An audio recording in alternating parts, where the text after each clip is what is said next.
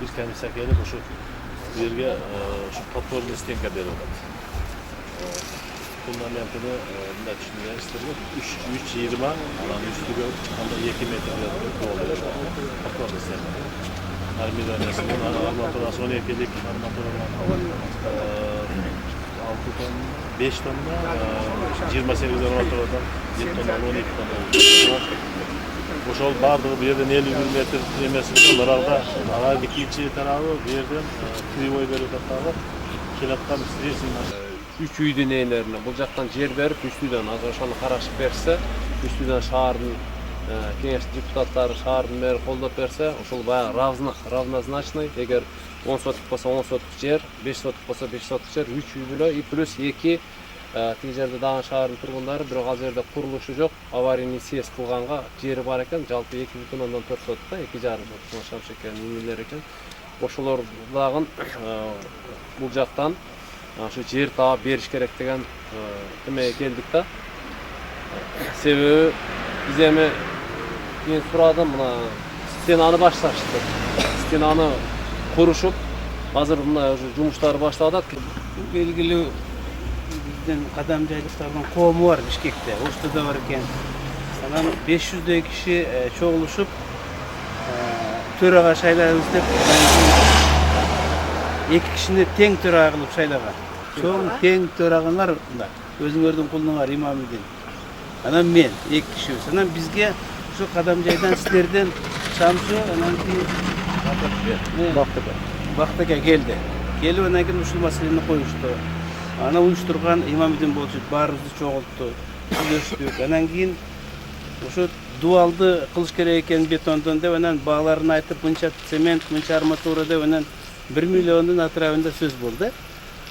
Анан Имамидин аке эми барып өз көзүбүз менен көрүп келели деп, анан кийин экөөбүз ошон үчүн келгенбиз. Анан эми бир тууганбыз да, бир элбиз да. Анан кийин силер мынтип атсаңар, мен жатып алсам, Имамидин жатып болса, башкалар жатып болса туура келбейт. Анан кийин баягы бир жолу эмес, биринчи жолу кырсык болуптур. Солдаттар майып болуп атышат, бир эжеге каза болуптур. Анан болбойт деп, анан кийин ошону сиздер менен жолугушуп сүйлөшкөн экен. Абдан жакшы. Ben aytsam ben bardык жерде 5 жолу болду. Министрликке жооп болуп атты да, анан кийин эми кандай кылышыбыз керек? Анан бардык Бишкекке барып, ошо Имамидинге барып айтып, шундай болсо болуптур, мен бүт кадам жактарды чогултайын, айтайын, эми шундай болсо деп чогултуп, бардык айтып, ошо сумманы берелик деп келишти. Бүгүнчү атай канча миллиондогон иштерин таштап келип эме кылышты. Анан кечээ күнү кадам жайдын акими сиздерди чакырып мына үйлөрдү. Жерди чоң курговой кылып алып, эртеге ким гарантия берет? Мына депти начальник айтты да, бул кандай, бул эртең гарантия бересиңби? Жок деди. Анан эжелерге жер берсек, бу жерди бошотосуңарбы? Деди, макул деди. Анан биз айттык, ошондо чоң курговой кылайлык болсоң, Имамидинге айтайлы, көрсөтөйлүк.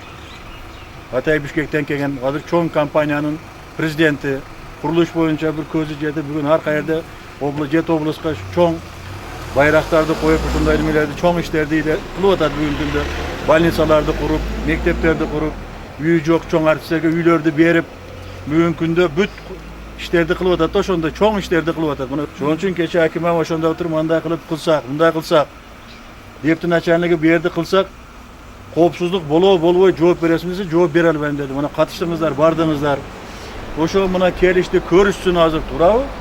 Мына жерлерди берейик деди, көчөбүз дедиңер, туурабы? Жер берсе ыңгайлуу болсо беребиз деди. Кечээ бул мындай болуп кетти да, өзүчө кокустуктан бардык немелерди, архитекторду, госрегистрди, мэрди, вице-мэрди бүтүн чакырып, бир 15 адам маслихат болду да кечээчи. Сиздеркилерден алдым, кечээги бул неме болду да сөз.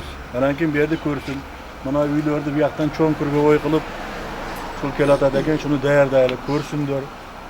Рахмат дешип, бардык ыраазы болуп атат бүгүн кадам жайды эличи. Турайын көчөдө мынча деген экен, анан бөлүп мынчадан чогулталы деп бөлүштүрүп баштадык. Ошонун жартысынын Имамидиңер мен өзүм мойнума алдым, мен төлөп берем, мен элге жардам берем, бул чыкты.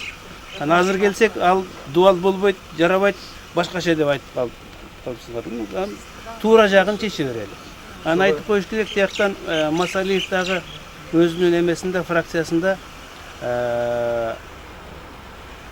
транспорт министрин чогултуптур, МВДдан чакырыптыр, прокуратурадан чакырып, ушу проект туура эмеспи деп аны текшертип, күнөөсү болсо аны жазалайбыз деп чечим кабыл алышып.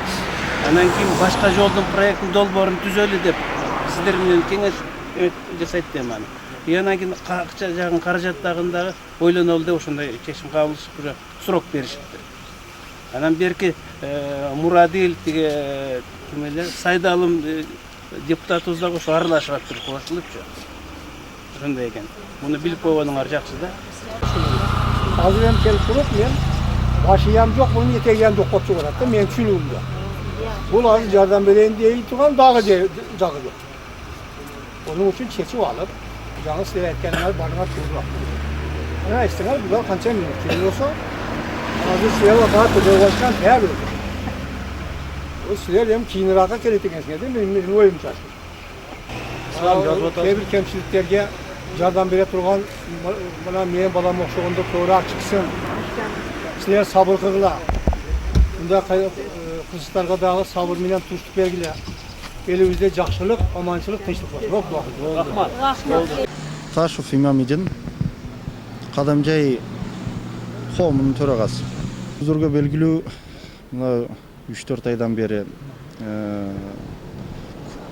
кыштын алдыда, кыштан кийин ошо Кадамжайдын кире беришидеги мына аркабызда турган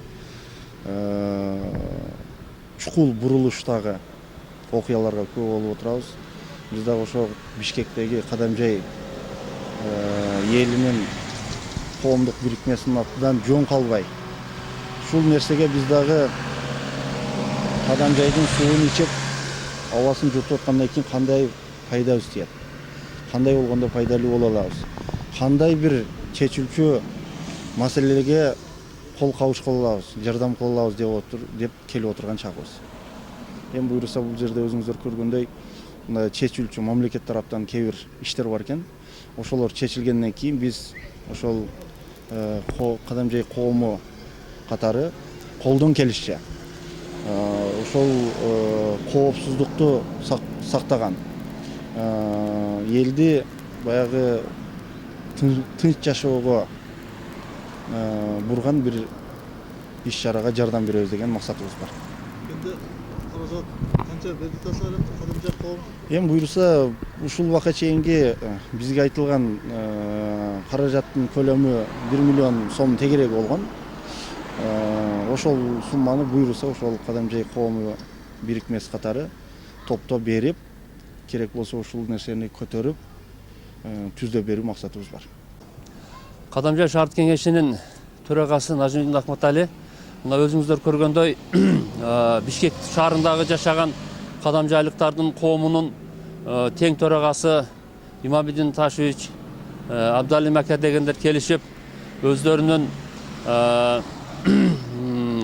канчалык бул жерде элге кооп сабалын өздөрү да көрүшүп, өздөрүнүн ойлорун айтышып, биз дагы жөн тура албайбыз дешип, салымыбыз кошобуз деген ойлорун айтышып атат. Биз ойлойбуз, алардын да салымы бир топ болот деп ойлойбуз. Ал кишилерге биз өзүбүздүн чоң Кадамжай шаарынын элинен ыраазычылықты билдирип кетебиз. Ошол Кадамжайлык туугандарыбыз материалдык жардам көрсөтөлү деп келишкен экен. Анан биз сунуштап атабыз. Ушул биринчи кезекте кооптуу деген 3 үй бүлөгө материалдык жардам берсин деген сунушту аларга берип жатабыз. Мен ушул Пүлгөн айылынын тургуну Жакшыбай Маликемин.